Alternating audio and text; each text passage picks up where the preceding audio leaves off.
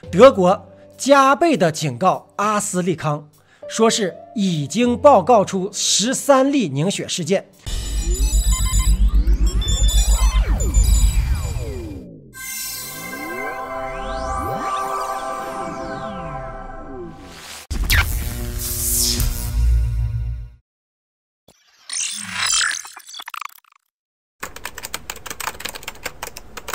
Hello， 大家好，这里是飘飘然飘哥。对于疫苗，看看神童是怎么说的，这个世界又是怎么走的。最近的疫苗引起了大家一片哗然，本来是欧洲如比利时、挪威、冰岛等国家停止使用阿斯利康，而随后出现的连锁反应，如泰国也加入了暂时观察的阵营，开始等待调查，并声称疫苗是好的，但是出于安全考虑而停止使用。这疫苗让所有人感到前景未卜。上一集咱们没有讲完的印度神童阿比亚·阿南德对疫苗的担心，他的观点就如同他以前的预言一样，都是一针见血，观点鲜明。阿南德在1月23日分享的视频当中讲到，首先我认为疫苗是非常可怕的，原因之一是疫苗中使用了胎牛血清，而根据我们的手卷说，根据吠陀手卷的解释，我们杀死母牛，然后用它的鲜血。根据主要医学网站及多个媒体的报道，在屠宰牛后将用牛的血清来开发和研制疫苗。最近还有报道，竟然采用新生牛犊的血液来研制和开发疫苗。这实际上是来自印度主要的新闻网 Print.Inc， 而且也就是说，今天在印度的疫苗是使用成年牛的血清或者是胎牛血清研制出来的。这是马哈帕帕，这是一个非常大的负面业力。参加该种特定疫苗接种的计划中的每一个人，包括接受该疫苗的人、注射疫苗的人、出售疫苗的人，整个的供应链中的每个人都将受到业力法则的严重影响。业力法则就是自然法则。为什么要用牛呢？因为我们依赖母牛，我们喝他们的牛奶，它是我们的母亲。我们可以杀死一位母亲并采她的血来制造疫苗吗？阿比亚继续说道，而且还是不必要的。我们可以用我们的自然免疫力，通过阿育吠陀的方法加强自然免疫力和与病毒对抗，甚至与其他任何病毒抗衡。那么为什么这些人将所有这些可以食用的成分做成的疫苗推给我们呢？他们正是在制造负面的业力，他们正在为印度或者是整个世界的每一个人创造负面的业力。我们只是建议接种疫苗根本不是解决问题的方法，而且接种疫苗的人都会受到严重的业力的影响。这就是我所相信的。 Oh my god， 嗷嗷狠，话都说成这样了，油管还保留着他的视频，说明言论自由还是成立的。不得不承认，油管是最好的平台，没有之一。阿比亚的说法并没有说针对的具体的是哪一种疫苗，但是他清晰地提醒人们业力所在，三思而行。从现在看来，在欧洲的疫苗虽然停止使用了，但是病毒却从来没有停止脚步。现在的各个国家的疫情还是相当的让人担心。在欧洲，德国总理默克尔此前曾经警告称，如果过快的取消限制性的公共卫生措施，可能会遭受第3波感染。他的话音刚落，罗伯特·科赫传染病研究所所长洛萨维勒在周五的新闻发布会上对记者说，我们有明确的迹象，德国的第3次浪潮已经开始。同时，据 CNBC 报道，作为这些措施的一部分，预计意大利将在4月3日到4月5日将整个的国家置于其所谓的红色区域之内，以解决病毒的传播。这一时期包括复活节的星期日和复活节的星期一。红色区域的是意大利分层冠状病毒系统中的最大限制级别，在这个级别，学校、不必要的商店、餐馆和酒吧等等全部关闭。那么再看一下美国，存在着多个变种，洛杉矶变种、曼哈顿 B1526、加利福尼亚 CAL20C，1月份的35%都是这个病毒引起的。但是很多人已经迫不及待地开始打疫苗、订购旅游机票了。这个夏天其实对很多人来说将是一个不平凡的夏天。疫苗和病毒的变种在斗争中持续下去。正如威勒所说，这种病毒不会消失，而且他说非常担心公共卫生的危机。他形容德国的疫苗的接种运动是一场与不断发展的病毒的竞赛。他一定会补充一句，他对德国最终能够控制该病毒充满信心。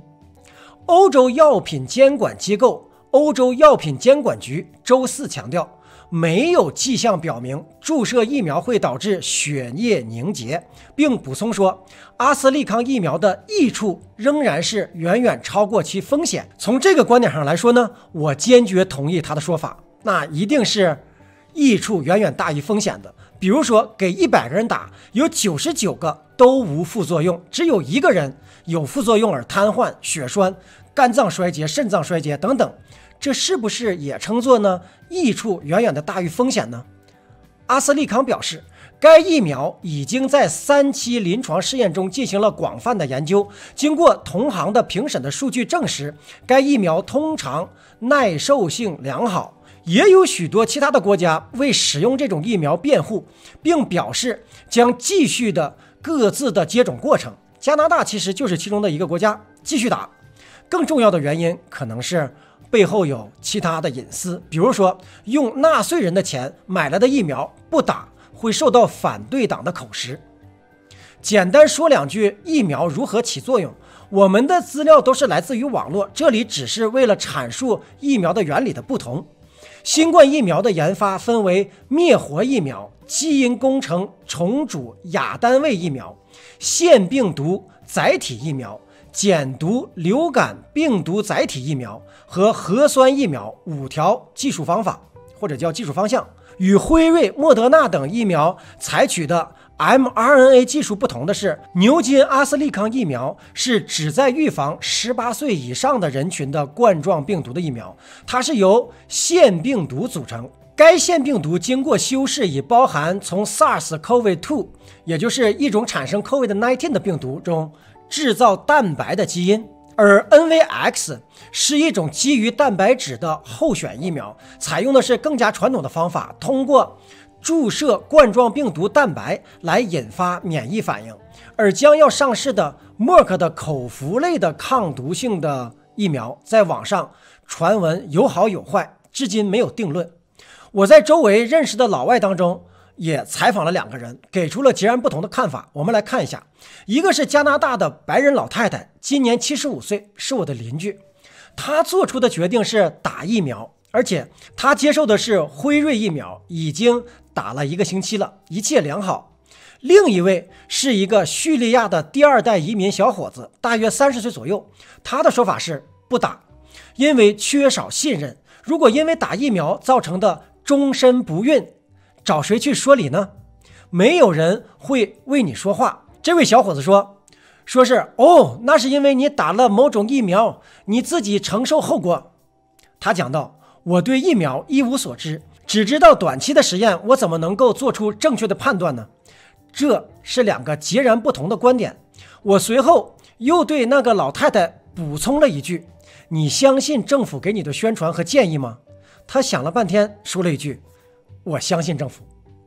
这个问题可以似乎深化一下了，相信政府宣传的就去打了，不相信的就拒绝了。所以如果没有强制化的，应该就是这样的2种人在暗中较量。从医生科学家的角度看，也存在着2种人，一种是研究人员，他们一方面出于人道主义，这个是个大帽子的大前提，再就是他们自身的位置和工作。如果他说疫苗不好用，有可能会丢掉工作。在西方，虽然你可以随时找到另外的一份工作，但是也并不是十分简单的。另一方面，看热闹的医生或者是科学专家，他们亦或也是出于人道的考虑，说出了自己的观点，有反对的，也有支持的。我也曾经和一位资深的老外医生聊过，他的观点就是疫苗省省吧。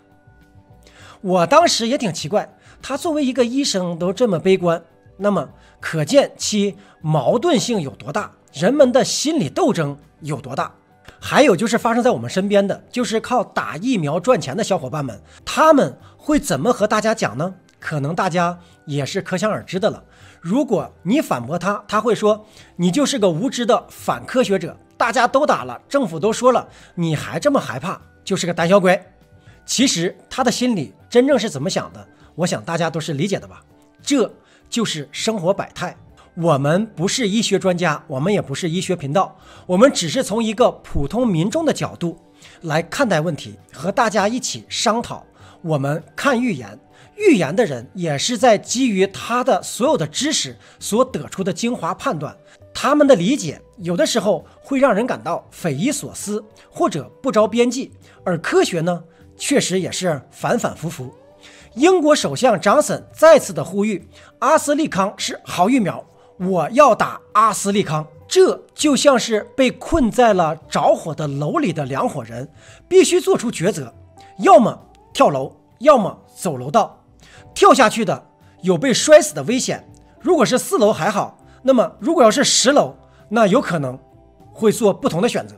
但是楼道又有火又有烟，又有被烧死的可能。什么叫做大是大非？